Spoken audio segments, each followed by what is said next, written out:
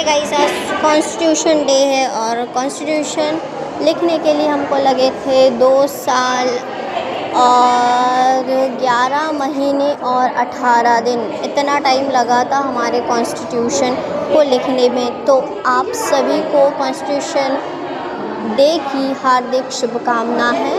और सभी लोग आप जितने भी हैं जो इस वीडियो को देख रहे हैं, तो अपने अपने जगह पर, अपने अपने स्टेटस पे, अपने अपने रील्स पे बिल्कुल आप शेयर कर सकते हैं, क्योंकि हमारा कॉन्स्टिट्यूशन है तभी हम हैं, हमारा संविधान है तभी हम हैं।